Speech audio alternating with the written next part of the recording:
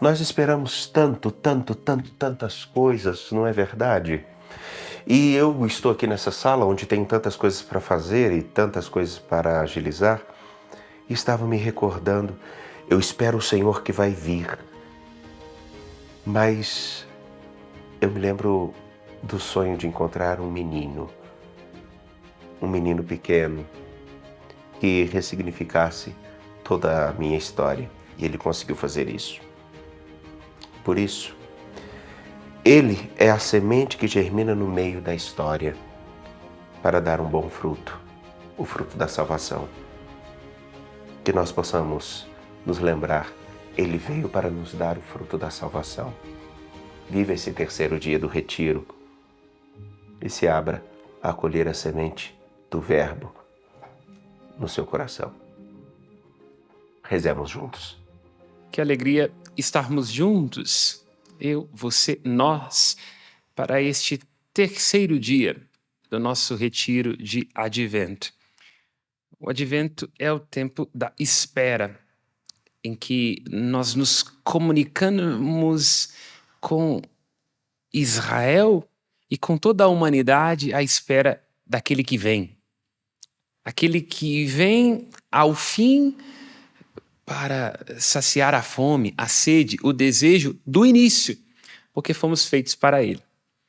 Isso assume uma dimensão toda especial em Israel, na medida em que o Messias vem como uma resposta direta e concreta ao influxo das tradições veterotestamentárias. Sobretudo pensemos a profecia dirigida a Abraão e a Davi. O Messias é descendente de Abraão e é o filho prometido e esperado de Davi. Mas a toda a humanidade, porque todos nós aspiramos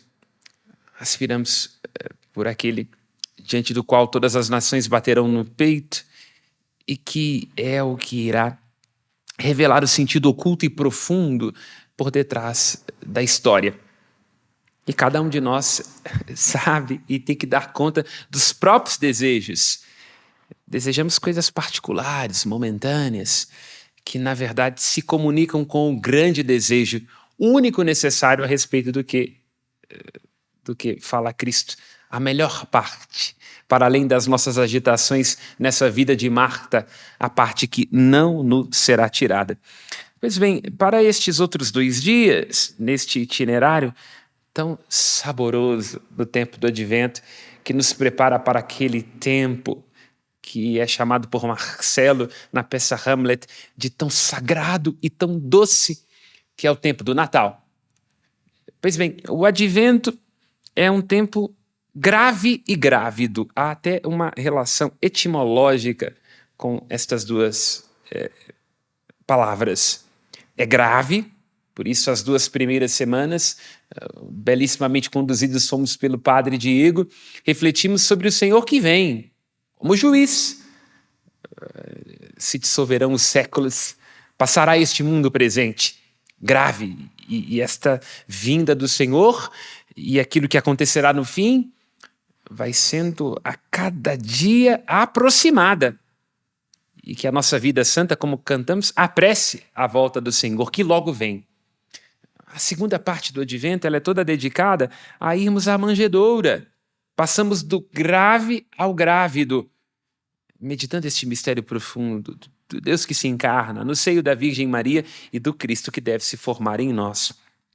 Então, escolhi para conduzir este nosso momento, evidentemente, nada melhor do que as Escrituras, que são a alma da teologia e da vida mística, o Cântico do Benedictus, que é aquele que se encontra em Lucas, capítulo 1, versículos 68 a 80, em que Zacarias tem os seus lábios desatados diante do menino, João Batista, Yohaná, Deus é piedade, Deus é graça. Ele tem a sua língua desatada, ele que não havia acreditado na profecia do anjo, fica com os lábios cerrados até que possa fazer a grande confissão de fé, que é o nome do menino. João quer dizer, Deus tem piedade, Deus é misericórdia. Nesses versículos, então, 12 precisamente, Zacarias começa dizendo: bendito seja o Senhor, o Deus de Israel. Portanto, Baruch Haemet, bendito seja o Senhor. Esta fórmula está dizendo de uma aclamação ao Deus que é a origem de todas as coisas. Ele é o Senhor, o Kyrios, e ele é o Deus de Israel.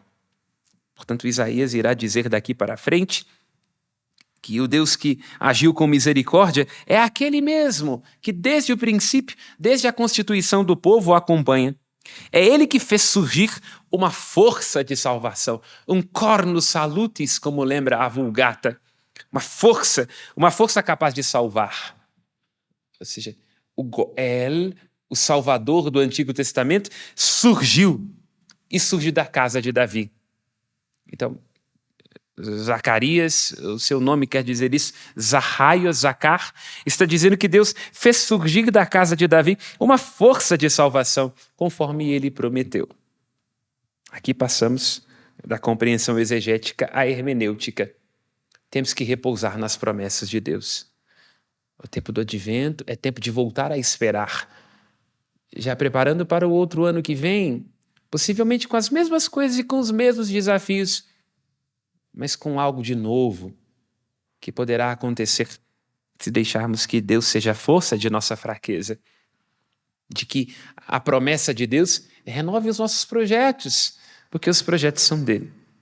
Aquilo que ele disse por meio da boca de seus santos, os profetas, desde os tempos mais antigos, isto é, um amor imemorial de Deus, que veio sendo dito pelos profetas, os profetas que são mediadores desta presença divina, agora ele coloca diante de nós com carne e com osso. Isto é o menino.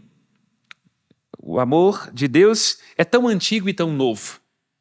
Aqui, algo que pode ser grande e fortemente uma inspiração para esta virada do ano, que é perceber isso, o amor de Deus antigo, as Escrituras, a sua revelação, portanto, em sendo antigo tem valor, deve permanecer, mas ao mesmo tempo é novo, revigora, renova.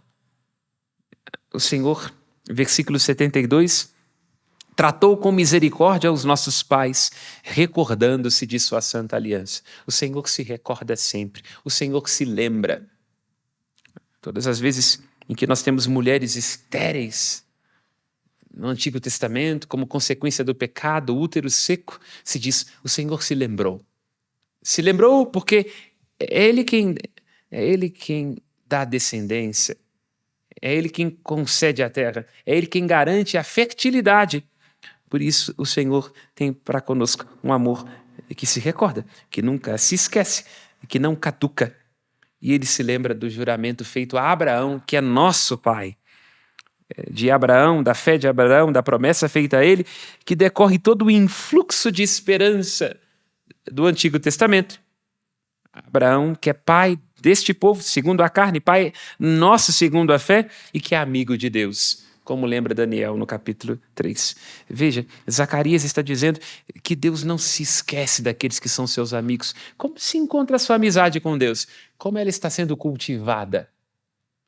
Advento é tempo de recordar a amizade, a reciprocidade, o cultivo da presença de Deus que vem a nós e que quer nos salvar, para nos conceder que sejamos livres. É para a liberdade que Cristo nos libertou, lembra o apóstolo Paulo. É para a liberdade que Cristo nos libertou e nos libertou para os servirmos em santidade e em justiça. Santidade quer dizer disponíveis e sabendo que somos separados. A gente não pode ser comum. Cuidado com as preocupações sem sentido do fim do ano. É muito bom este clima da virada do ano, este clima do Natal. Estamos todos nós muito eufóricos, muito entusiasmados. Vamos estourar mais uma vez o nosso cartão de crédito. Mas nós não fomos feitos para os bens, para aquilo que caduca e passa. Mas fomos separados para Deus. Por isso, o seu Natal e o da sua família deve ser diferente. e também para a justiça. Deus é justo. Sobre a justiça e o direito se apoia o seu trono. O Natal tem que nos despertar para a justiça. Justiça da gente para com a gente mesmo, para não se desequilibrar. O nosso corpo vai dando sinais de que a gente precisa ter consideração com o detalhe. Justiça nas relações com os outros. Há uma justiça de esposo, de esposa, a mim como padre. O que é que a gente deve aos outros? O que você deve à sua família, ao seu condomínio, à sua igreja? E a nossa justiça com relação a Deus. A justiça com relação a Deus é o dom da piedade. Porque se fomos feitos por Ele e somos seus, temos que viver assim, para Ele. Assim encerro esse nosso terceiro momento, agradecendo pela sua presença. É bem rapidinho, para deixar um desejo de quero mais. Assim como a terra faz brotar a planta e o jardim faz germinar a semente, assim o Senhor Deus fará germinar a justiça e a sua glória diante de todas as nações. Assim, Ele fará germinar a justiça. Lembrando-se dessa semente, simbolizada por essa imagem que está em tantos presépios, você possa se lembrar de deixar com que Ele cresça dentro do seu coração e a sua luz transforme a luz do teu viver. Deus te abençoe, te guarde e te proteja. Fique em paz.